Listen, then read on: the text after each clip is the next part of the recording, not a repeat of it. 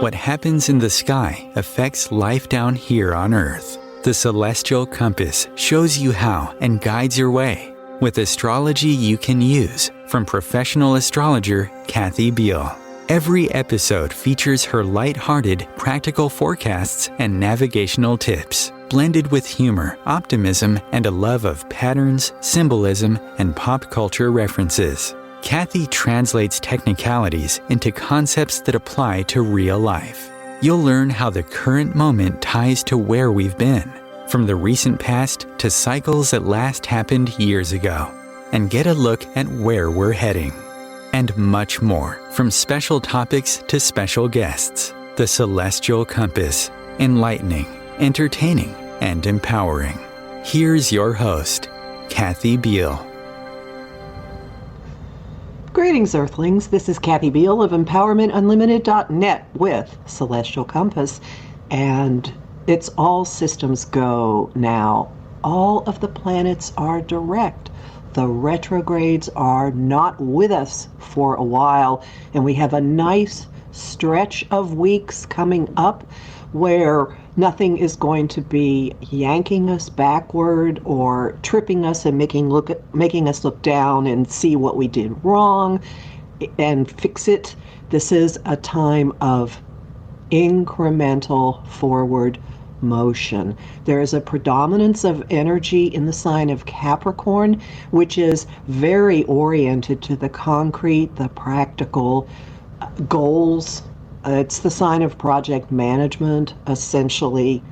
And it's not particularly exciting, except coming out of what we've been experienced, there should be something extremely satisfying and maybe even happy-making about feeling like you're getting forward, you're getting the opportunity to actually move at last. No fear of being stuck. The new moon at the beginning of the month and the full moon in Leo in the middle of the month both have very propulsive qualities that will be shooting us forward slowly, step by step by step, with a couple of really quick moments like we're playing the game of chutes and ladders and we're suddenly going up the ladder very unexpectedly. And two of the major planets, two of the major players in this incremental forward motion are Venus and Mars, the subject of today's show. And I'm really happy to have a delightful relationship astrologer as a guest to explore this with me, Margaret Gray of Ireland.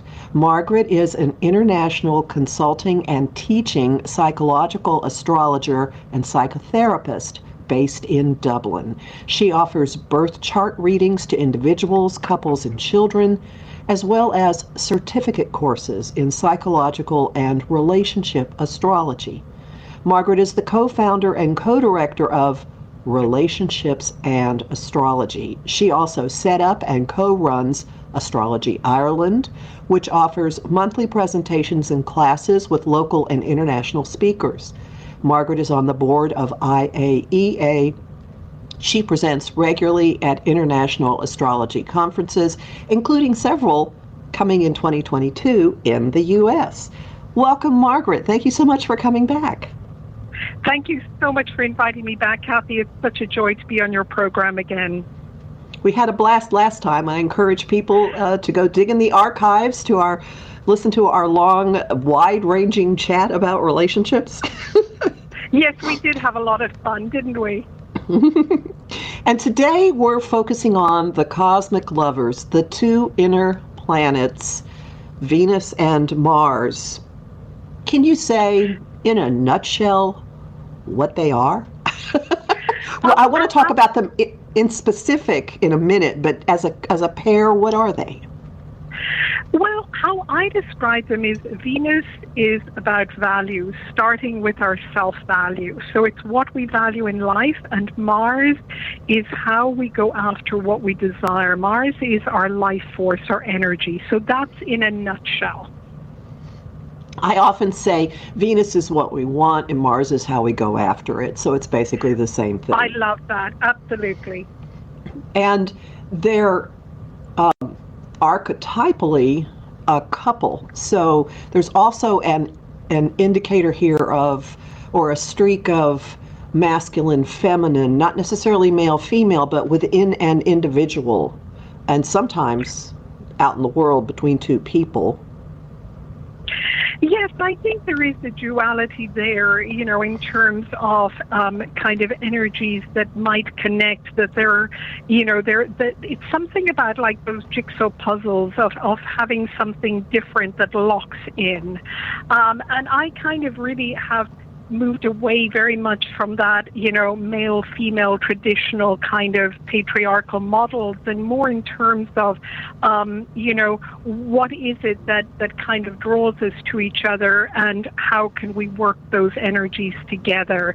And we all have a Venus and a Mars within us, so the primary place we're really connecting those two energies is within ourselves. Just a point of aside, I had learned early on, and I'm wondering if you would agree with this, that Venus in a man's chart might indicate his ideal of woman, and Mars in a woman's chart might indicate her ideal of man. Not necessarily what they actually partner with, but the archetype that's floating around in their psyche. I don't tend to look at it that way. I really think it's more about how to develop those characteristics in ourselves. And I think, the starting point is, how do we value ourselves with Venus, and how do we engage with our Mars, our life force energy, which also is connected to our passion. And I think the more we engage with those within ourselves, and the more we look for mirroring of that from somebody else, regardless of our gender. And we're really looking to have something mirrored back that sometimes may awaken some parts of that really were asleep within us, or also can maybe heal some parts that maybe we didn't get to develop fully when we were growing up. Say, for example, if we grew up in an environment where it was very difficult to express our values and express and develop a sense of self-value, then a relationship can really help to mirror back and for us to get in touch with that. So that's a little bit more how I look at it, because, I think gender roles, of course, have really changed throughout the ages, and we're in a time where there's a lot of fluidity with gender. And so I don't think those models really work for me anymore anyway, and I'm certainly trying to challenge them more and more. That's a good way of thinking about it. I'm glad I asked you. I'm going to use this with my own clients now. Okay, well, let's just start by looking really closely at Venus. Generally known as the goddess of love, and she's associated with two signs, Taurus and Libra, and they're slightly different. Actually, very different. Taurus is more the earthly experience, and Libra is more the other-oriented one. I don't perceive her as a particularly active force. She's more indulgent. Let me lie on this divan and I will enjoy life, and you can go bring things to me. Would that be an overstatement? I think Venus is quite an amazing energy in our chart, in that really she reminds us that, what do we value in life? And I think in relationships, I just came across an article a while back by a psychologist who was saying, we look a lot at passion and the passion that attracts us to somebody else, but we don't always look at what keeps us in a relationship long term. And he was talking about the importance of values, shared values, and not just with a lover, but also with friends, with people in our lives that, family members that we remain connected with over time. Because sharing things that we enjoy and sharing values is really something that can create a very strong bridge between people. But to do that, of course, we've got to have a sense of what our Venus is in our chart. So what is it that we value in life? You know, what do we find beautiful is another way of describing it, because whenever we value something, we find it attractive. It's like if we go to an art gallery, some people might find sculptures attractive, some people might find paintings, some people might find just, you know, sketches attractive. But we're always drawn to that which we find attractive. And so how can we use our Venus to become more of what we value? So if we value nature, then how can we spend more time in nature? How can we connect with nature more? If we value the creative arts, how can we dance more? How can we? So really our first task and our task, you know, as a child and over the developmental stages is developing our Venus, developing the aspects to our Venus. Venus might have an aspect to Pluto, so it might require a degree of passion and intensity. And I think that's really the first step with Venus. And then we're, of course, drawn to people who resonate with those values. Because if they don't resonate with our Venus, it kind of feels a little jagged. It feels a little uncomfortable. We might be able to tolerate it for a little bit of time because we might be really curious and interested. But ultimately, I think it's like there isn't enough glue to keep us connected. And so it's more of a kind of disinterest, I think, if we don't share values together. And of course, we all know that if we don't value ourselves, it's not going to be possible to even recognize when somebody else values us. It's like, you know, for those of us who love astrology and we're passionate about astrology, that passion starts within us, and then we're drawn to other people who also share a love of astrology. So I think it's interesting that Venus has become the planet of love and kind of moved a little bit away from values. And yet when we look at Taurus and we look at Libra, Taurus is that sense of connection with nature, that sense of absolutely valuing the earth, valuing the beauty in nature. And Libra is that sense of connecting and valuing the kind of world that is also that we have created in a way on top of nature, for good or for bad. So it's more that kind of world that is human created rather than the natural realm. And then we go, of course, into the creative arts as well. And also it's become about how we relate with each other. So I think it's interesting, but we seem to have moved away a lot from what we value, except when it comes to talking about Venus and money, because clearly we live in a society that really values money. And Venus would be somewhat different, or the expression of Venus would be different in a person's chart depending on what sign the planet is in your chart. There are these it's a basic focus, and then the sign would show sort of the clothing or the mode that she uses to express herself. Absolutely. The size you described, you know, is absolutely the clothes she wears, the kind of her easiest way of expressing herself. So in fire, Venus tends to express herself with much more spontaneity and passion, and what she values is a sense of freedom. And in earth, it's much more connection with security, valuing stability, valuing routine. And in air, it's that value for the intellectual realms, for the realms of ideas, for communication. And in water, it's really valuing emotional connection, valuing the invisible realms, valuing intuition. And so the signs describe what she values, and then the house in the chart is really where we ideally get to express our Venus. So which area of our life do we express it the most? And if Venus is in the house of relationships, any of the house of relationships, which I would describe as the 5th, the 7th, and the 8th, then of course she gets played out very actively in the whole realm of relationships. Well, that makes sense. It makes absolute sense. Venus also can have, since it's what you value, there's an element of your own personal style, the aesthetic that you live with, the way you decorate your surroundings. Yes, I think it's really what you enjoy, what you find beautiful. So, how do you feel beautiful? So we use, our clothes or, makeup or hair, whatever is a way of kind of describing ourselves, of putting ourselves out in the world in a way that we value, ideally. And I think certainly Venus absolutely plays a part in that. The books we enjoy reading, the art we enjoy viewing.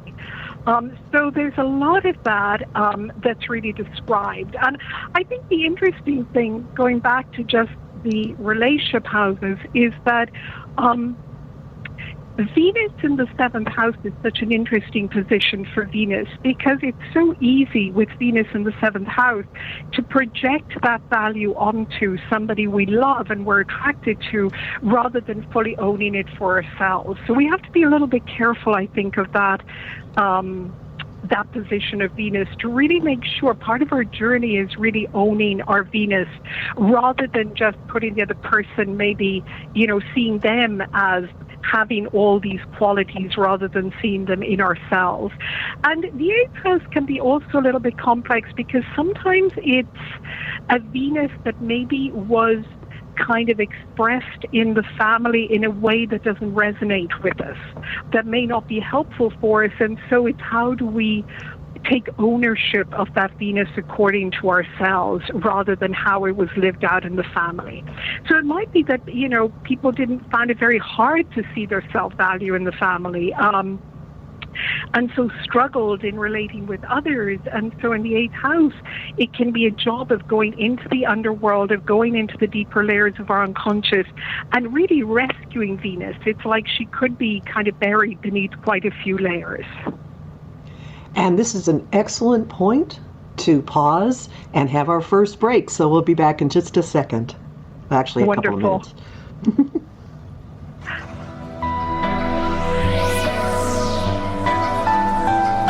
The cutting edge of conscious radio, OMTimes Radio, IOM FM.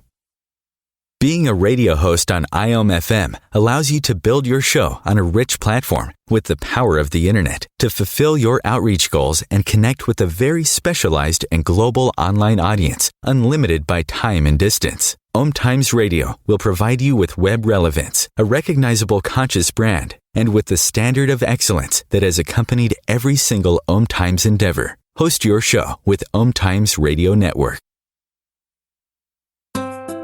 Grab a cup of tea or a glass of wine and tune in for Inspired Conversations with publisher Linda Joy on Tuesdays at 2 p.m. Eastern. Linda creates sacred space for leading female luminaries, empowering authors, heart-centered female entrepreneurs, coaches, and healers. A soulful venue where guests openly share the fears and obstacles they've overcome, wisdom and lessons learned, and the personal journey that led them to the transformational work they do in the world. Inspired Conversations to empower you on your path to authentic, soulful living.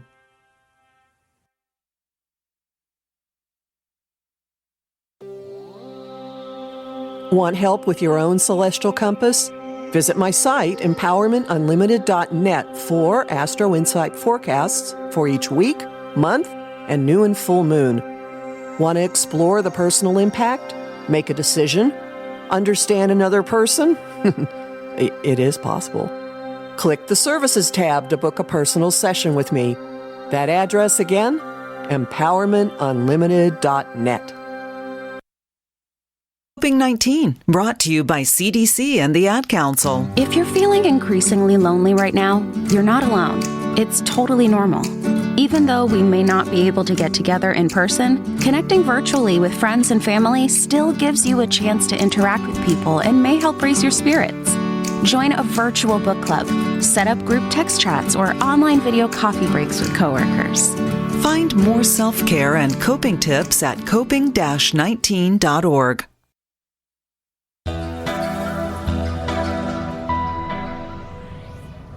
Welcome back to Celestial Compass. We're talking today with astrologer Margaret Gray about Venus and Mars, and we've just been focusing on Venus. Margaret, is there anything else you'd like to say about Venus before we move on to Mars?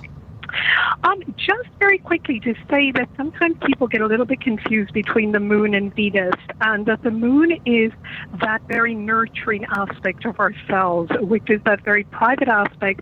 Venus has a much more public persona in terms of our values. We can share those much more easily rather than our moon. So just to very quickly mention that before we jump into Mars. It's an excellent distinction. Well, right. Mars, the warrior god, among other things. What does he represent? How does he operate? And how does he work with, support, or sometimes not get along with Venus? Mars is so crucial, I think, and he's very crucial. It's very crucial, not he. It's very crucial in relationships for a lot of reasons. First of all, I always describe Mars as our life force, our life energy, that chi energy that is in us. So it's a very fundamental energy, and Mars has a 2-year cycle. So on our Mars return, we go through what's called the tantrum stage. And for anybody who's been a parent, you know well that stage when children kind of really push back and have a tantrum. And what they're really learning is how to assert their Mars, how to say yes to life and how to say no to things they don't want. And that is incredibly important because that's about our survival skills. That's about putting ourselves first and being a warrior for ourselves. So Mars is associated, of course, with anger because when somebody steps on our toe, we know a boundary is being crossed and our Mars ideally comes to life. But the other side of Mars, of course, is passion. It's about going after what we desire. So our Mars, if we have developed our Mars and our Mars is fully active, we are able to go after what we want. And that includes pursuing somebody in a relationship, being active in a relationship. It's, of course, about sexual drive as well because our life force is very tied to our sexual drive. So it really plays a very crucial role in relationships. It's also about how to deal with conflict. And that's a side of relationships that often we don't talk about, but it's so important because as a psychotherapist, as a couples therapist, often I'm working with couples who are struggling dealing with difference and conflict. And of course, Mercury is involved there as well in terms of communication, but working with the couple's Mars can really help them to learn how to express what they want in the first place, and really even beyond that to recognize what they want, because if we don't know what we want, it's very hard to go after it, and it's very hard to ask another person for what we want if we have no idea what we want and desire.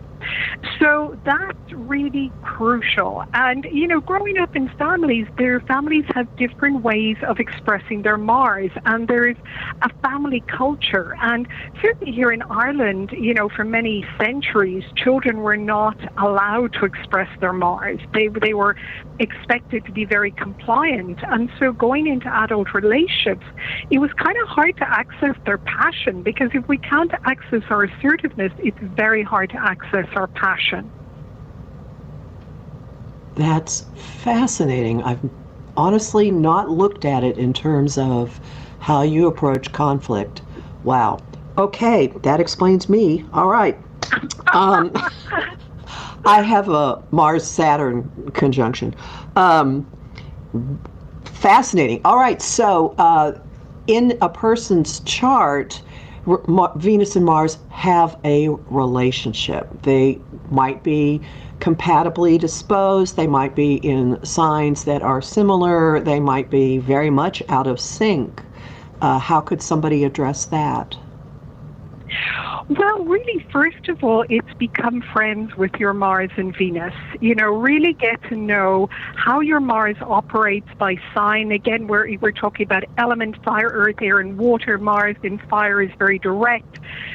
Mars in Earth likes things to manifest, so it likes to work incredibly hard. Mars in Air is quite an intellectual Mars, so it goes after what it wants through the realm of the mind, ideas, communication. And Mars in Water is incredibly empathic and sometimes struggles to go after what it wants because it kind of extends itself to what the other person wants. So really get to know what your Mars wants and in which area of your life it operates most easily. And similarly with Venus, and really get to know those two because they're kind of energies, they're key energies in your chart. Then look at whether there is a relationship between them, whether they operate in very different ways, their elements could be very different, and then try and create a bridge between them. Because once you know what you value, what's attractive to you, what you like, then you can use your Mars to go after that. If you know you like, beautiful paintings, then how do you use your Mars to go to an art gallery when you've got time off and see the paintings? Because otherwise you're not going to get to see them or look at them online. And similarly in a relationship, if you know that you value say, for example, you value spontaneity, you value adventure, maybe your Venus is in Aries, then how can your Mars help you to connect with people who are spontaneous, who reflect that spontaneity, who like adventure? And your Mars might be in a very different sign. It might be a Mars in Taurus that kind of like security. So how do you meet both those needs first and foremost in your own chart? That's really the key. How do you connect those two? So, it's really finding that balance, finding that compromise between the two, and then knowing how to activate them out in the world. So we've been talking primarily about in an individual's chart. I'd like to shift the focus a little bit to Venus and Mars in transit, where they are currently in the sky, and what kind of influence do these planets have moment to moment? Usually it's pretty short-lived, but of course we're going through a kind of unusual experience that we've got almost 2 months of Mars and Venus traveling very, very close together in the sky. They're really dancing cheek to cheek. And so these energies are merging in the sky, and they're going to be merging, first of all, at the moment, in fact, they're merging in Capricorn, and then they're going to move into merging in Aquarius. So that is a lot of concentrated energy. And of course, when there's the triple conjunction with Pluto involved, that really gives it quite a lot of oomph. So there's going to be a lot of power behind it. So starting by looking at just the two of them together in Capricorn, we know a lot about Capricorn because we've had Pluto traveling through Capricorn for quite a while. And we know that Capricorn in its essence represents, in terms of the collective, the structures in the collective. And when we talk about structures, we mean everything from the foundations of our buildings to the foundations of education, the foundations, financial institutions, educational institutions, and relationship institutions, including the contract of marriage and how we view marriage. So all of those basic structures and institutions have had Pluto going through them for quite a while and really creating some transformation. Now, Mars and Venus traveling together, and they're going to be catching up with Pluto, are really bringing our collective attention to what do we value in terms of structures? What does society value and what do we each value? What structures are important and which ones aren't? And Mars is giving us, Mars in Capricorn is incredibly hardworking and tenacious. If any of you out there are listening, you've got natal Mars in Capricorn, you'll know how hard Mars in Capricorn works. It's very goal-focused. Also, remember that Capricorn has incredible integrity. It really has the utmost integrity, wants things to be done properly, and it likes to kind of really know what it's doing.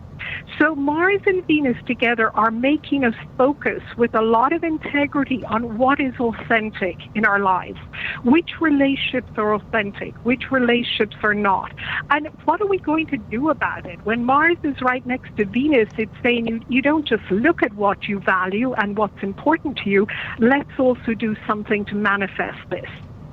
Now, as these two then are conjunct Pluto, and there's the triple conjunction, then we've got an enormous amount of transformative energy at our disposal.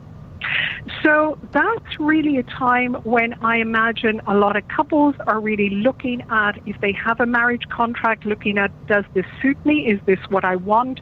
Whatever their relationship arrangements are, do the foundations of this still resonate with me? Is this what I want going forward? And what can I do to either solidify this, or what can I do to make some changes to this? And if I've got this right, I think it's March 2nd that we have the triple conjunction. Is that right, Cassie? Right. And then the weird thing is Venus and Mars are traveling so closely together, and the third is when they switch over into zero Aquarius. That's what I thought. Thank you. Yes. So just before that, we've got the triple conjunction, and then they move right into Aquarius, don't they? Right. So I'd like to strip this down just a little bit before we get to that point. Venus in Capricorn. She's been there for quite a while, and she was retrograde in that sign, and she has very specific qualities in Capricorn. I call it Santa baby mode. It seems to me that there's a looking at things from a prospect of, does this have value for me over the long haul? Is it durable? Venus in Capricorn probably doesn't want you to read poetry to her and bring her flowers, although she might enjoy both of those things. What she really wants is you to put her name on the deed. I love that. So Venus has been through quite a journey lately, and therefore all of us, during December, and she met twice with Pluto already on either side of her stationing retrograde in December. Isn't that right? The 11th and the 25th, yes. I believe. Yes, yes. So there's already been some dredging up and surfacing going on that's probably going to dovetail into whatever happens March 2nd when it becomes a triple conjunction.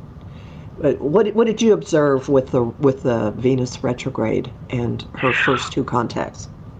Well, I think what's interesting is that the difference is now we've got Mars to give more power to kind of push and create movement. I think I noticed that people were reviewing their relationships, and they were going back over old ground, and they were doing a lot of inner depth work in their unconscious. I certainly noticed that with my psychotherapy clients, couples, and also relationship astrology clients. And now they're beginning to actually take some action. So a lot of this was percolating under the surface with the Venus retrograde and with the Venus-Pluto conjunctions, but it wasn't quite able to manifest. And I think the difference is that now with Mars, it's giving people the energy to actually do something about it. So I'm noticing a lot more breakups. I'm also noticing a lot more relationships coming together, and they feel like quite important relationships. So I think that Mars is making a huge difference, because we've kind of been sitting and dancing with it and going back and forth, but it's been such an internal movement. So it's been quite challenging. People have had to dig very, very deep within themselves. But, Capricorn wants authenticity. And so if something isn't authentic, if a relationship is not authentic, I think this is the time where it's likely to go.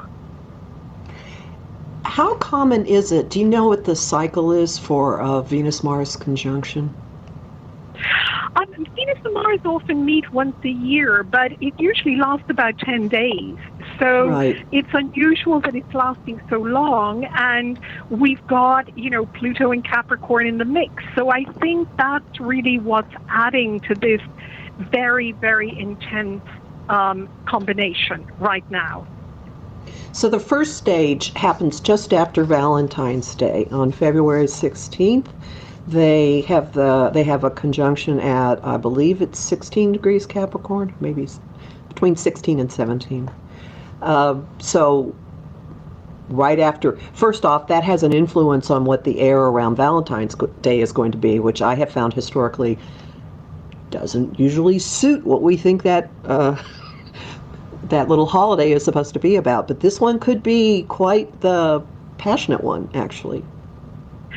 It could be. I mean, it's interesting because and I'm looking here at a chart up on my screen, from about the 12th of February, Mars is at 14, Venus is at 1451, so they're kind of already dancing close together. So then they move into 15, on Valentine's Day. And, we mustn't forget that also Mercury will have just gone past Pluto. So by then, some hard truths may have been shared, with significant others, and also some loving ones as well, because it's not all just about separation. So I think Valentine's Day is going to be a little intense, probably. It's certainly, if it's romantic, it needs to be maybe practically romantic. And as you said, Capricorn likes factual things. So, if people are thinking of buying gifts for their loved ones, maybe think about something you might do for that person. Maybe they need a break for the day. Maybe they need help doing something. But Capricorn loves concrete gestures. That's what's romantic to Capricorn. They appreciate when the other person notices that they need help, because Capricorn doesn't tend to ask for help. So it's probably a day to really, with loved ones, really maybe ask them ahead of time and say, hey, is there anything you'd really appreciate? And noticing what kind of, how you can give them a hand. And then as we move past that, then we go into the 15th, they're at 16, and they gradually keep moving through the sign of Capricorn. So they're working their way through, and also, of course, going over the degrees that Pluto has already gone over and dug up. So there is, it's fertile ground in a way. It's already, as you said, there's already been a lot of digging up. So, but this time it's more easily accessible, because the energies of Venus and Mars are much more easily accessible. They're personal planets. They're near the Earth. We can see them with the naked eye. So I think this is a great opportunity to really get a sense of those energies in our lives.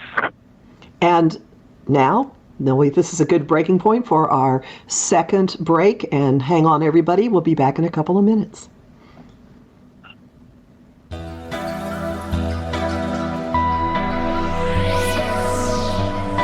Bringing a more conscious lifestyle to your world. OMTimes Radio. IOM FM.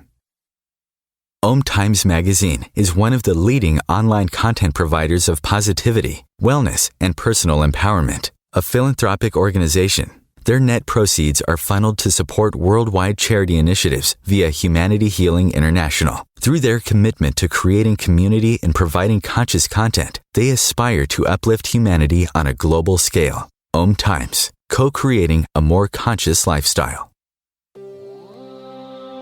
How would you like navigational tools you can use on your own? Visit my site, empowermentunlimited.net, and click the Shop tab. There you'll find lots of talks and guides explaining the big influences at work now, like Saturn in Aquarius and Uranus in Taurus. You'll also find a variety of guided visualizations for relaxing, clearing your energy, or getting to know planetary archetypes. That address again, empowermentunlimited.net.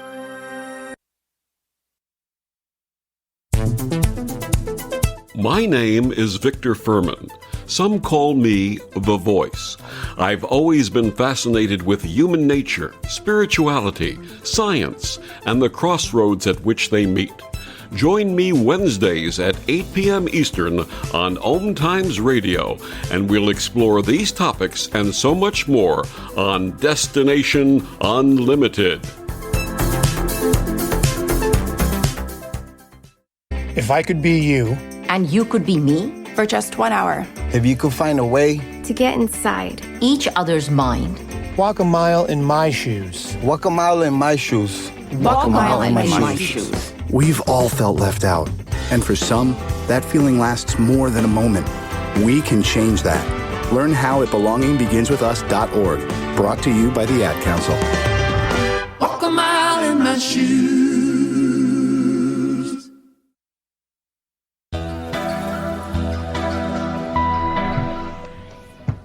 Welcome back to Celestial Compass. We're talking about Venus and Mars. Margaret Gray has joined me, and we've been talking specifically about what Venus and Mars are up to right now, which is a long time traveling together, quite unusual for them.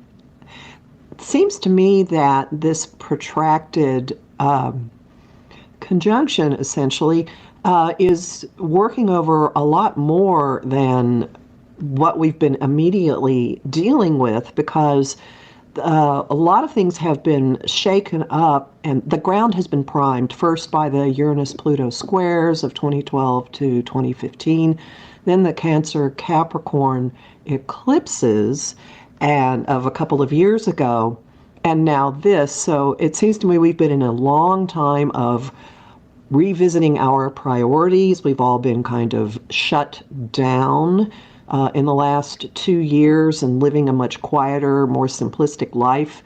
So it seems to me that this is the let's move on moment. Would that be an overstatement? Well, I think we'd all like it to be a let's move on moment, and I think certainly internally it is about beginning to put into action maybe some of the changes in values that we felt over the past few years. And I think also there's a bigger picture at play, because I think when Venus and Mars move into Aquarius, we move into the bigger picture. It's not just about us and our own personal values. It's about the groups we belong to, our friendship groups, our family groups, the collective, the people we work with, and then it's the bigger picture of the globe. So I think, as you say, we've had a lot of time to kind of mull things over and really assess, what do I value? What's important to me? What do I want to go after? What matters to me? And how do I go after what I want? Is it the best possible way? And I think we're really moving, and of course the collective has been shifting. I mean, even from the time of the Uranus-Pluto square back in 2012, we've really been in this time of enormous collective shifting. And now is the opportunity to, I think, yes, apply some of those things to our own lives and decide, okay, as the world begins to open up a little bit more, what have I learned and how do I want to apply this to both the people immediately around me and also the greater collective? Because, I mean, when you think of how we've all been communicating on Zoom, suddenly our friendships, across the world, I mean, I have friends in the States that I've talked to more in the last 2 years than I've probably talked to in the last 10 years.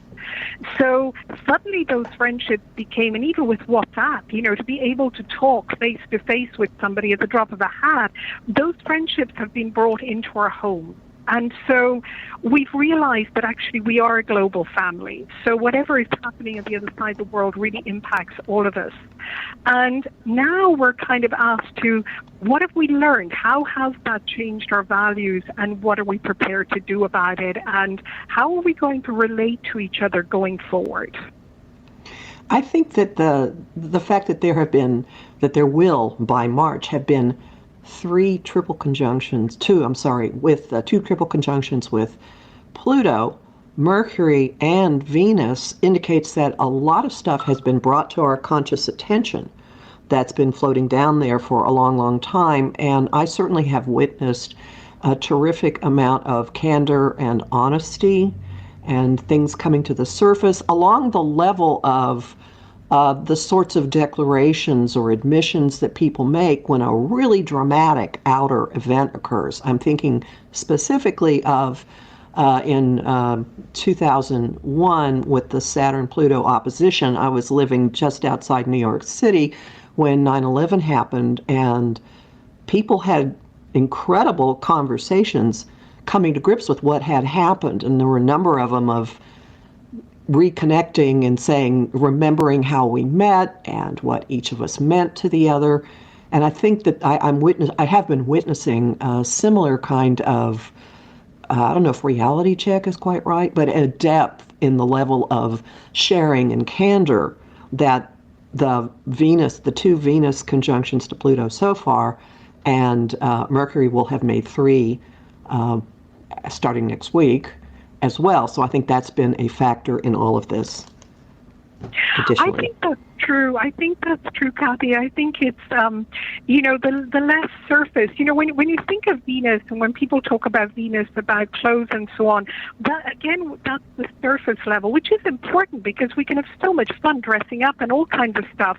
But over the last 2 years, many of us have realized that actually, we haven't worn most of the clothes in our closet because there was no need to. And that even going to the store, we could go in whatever clothes we wanted, and nobody regarded us any differently. So what became important was somebody kind to us, was somebody nice to us, rather than what they were wearing. And designer clothes didn't matter at all in terms of what we've all faced in the last 2 years. So I think what we value and things, that are also changing, of course, is realizing that the most important people were frontline workers, were health workers, and also recognizing that we pay them a pittance in comparison to people who are dealing with other things which really would not save our life at all. So I think all of those things are percolating down, and we're really facing the reality of the kind of values of the world we live in. And the question is going to be, what are we going to do about that? Is this just going to be a superficial change where we acknowledge that and then try to cover it all up again and carry on as usual?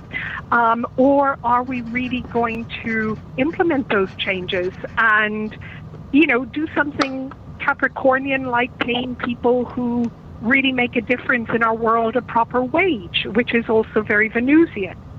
So I think all of those things will be interesting to watch, and particularly when these two move together into Aquarius, when we're going to get a sense of the bigger picture. And when really, everybody's ideals are going to wake up. So what kind of better world do we want? We all say we want a better world. Well, what does that mean? And how are we implementing that in our daily relationships?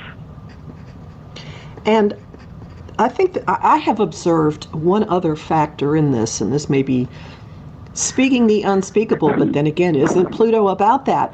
I have been witnessing tremendous triangulation coming to the surface in relationships, and particularly sexual triangulation, and partners figuring out who they are to each other and whether they're going to continue. I mean, this always goes on, but it seems to me I've observed a really high rate of all the decades I've been doing this of admissions of or discoveries of other people being in the middle of a relationship. I don't know if you've seen something about that.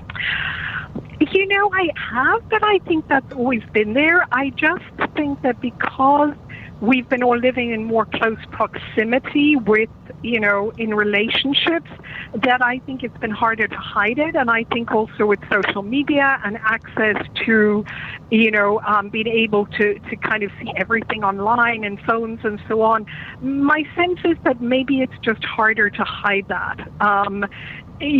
Certainly I've seen that's kind of been going on forever. But I agree with that. Yeah, I think the fact that we're maybe becoming more aware of it, maybe there's more discussion about it, I think it's just harder to hide it. And I think also maybe that, people are considering more, well, what is this about and what kind of relationship do I want? And also that the ways to be in relationship are changing. Monogamy, isn't the only way. I mean, it hasn't been the only way for a very long time, but it's been the only official way. You can only marry one person. So I think all of that is going to be really questioned. Certainly when Pluto moves into Aquarius, I think all of those structures, including relationship structures, are really going to be looked at from a whole new perspective. So speaking of moving into Aquarius, right, the third time that Venus and Mars are actually exactly conjunct on the 3rd is at 0 Aquarius, which has had some activity. That's the point where Jupiter and Saturn conjoined at the December solstice in 2020. Do you see anything about maybe implementing more or making personal more of whatever the new paradigm potentials were of the Jupiter-Saturn conjunction? Well, I think, conjunctions, of course, are the start of a cycle. So I think this is waking up that start of the cycle. And I think even however much, we've kind of been buried a little bit in our own cocoon, as well as, yet being connected electronically. Now that we're kind of emerging from that, I think it's the time to really think, okay, what kind of world do I want to be in? What kind of world do I want to create? And, what is a better world? What does that mean for me? What would the values be like? How do we implement that? What action do we take? So I think that's going to be very, very interesting to watch. And to watch, the collective movement, and of course to watch the personal movement in people's families, in people's friendship groups. I think there's going to likely to be changes in friendships, because I think something a lot of us realized during all the lockdowns was the importance of friends, because there's something about the ongoingness of friends and the solidity of that really carried a lot of people through the various lockdowns, and being able to rely on that regardless of what was going on in their personal relationships. I mean, what are your thoughts about that, Kathy? Well, that's interesting, because I certainly witnessed online communities, particularly involving the arts, coming together. There are a number of theatrical groups online that have been reading the works of Shakespeare and now branching out into other stuff. And it was a way, and actors pretty much all over the world working together and reading on a regular basis, people who would never have any reason to have come in contact except for technology, and now knowing each other's lives really well and actually being friends. So that's one example of it that I find fits with what you're saying. That's wonderful. That's so wonderful. And but the other thing that occurs to me is this. Now, I would not normally pay much attention to what Venus is doing in transits, because she moves so quickly.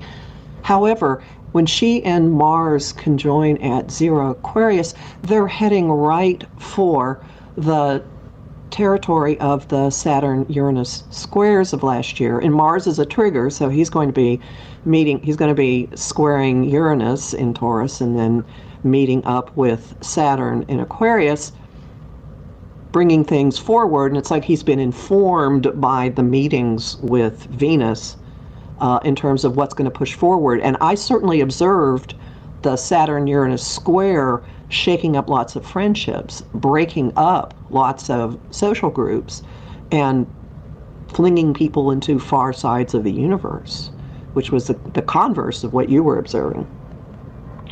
Well, I think the interesting thing is that with Aquarius, with Venus in Aquarius, we kind of really stop and think, again, do I share values with my friends, or am I just friends with this person because I've known them for 20 years?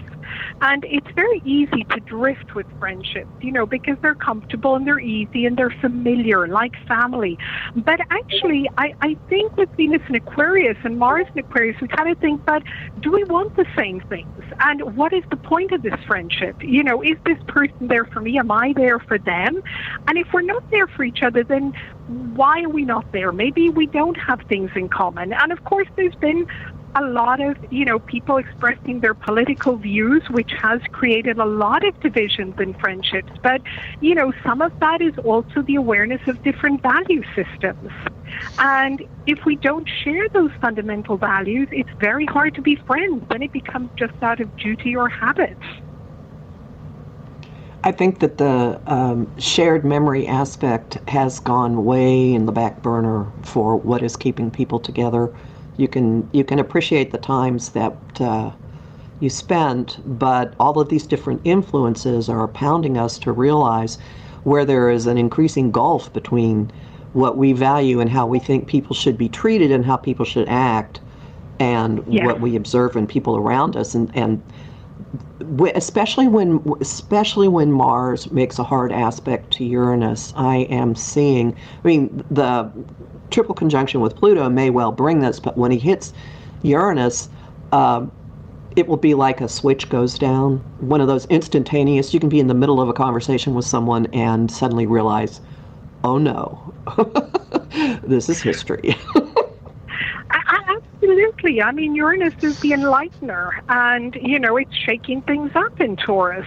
Taurus likes things to be stable and secure, and, it just likes that stability. But Uranus is really shaking the ground from under us, so we can't take anything for granted, including friendships. And absolutely, we think that this is not working. We're looking for our tribe. We're looking for who are the people we have something in common with, because I do believe we're all here on the planet at the moment to change the planet. This is not an easy lifetime in terms of kind of resting and being on the beach and sunbathing. We're kind of here to create change. And so, if we're friends with people that are kind of stopping us doing that, it's not really going to work. We've got to find people who are our allies and work alongside us. Even if they challenge us, that's great, but that ultimately we're kind of making improvements in the world rather than trying to keep it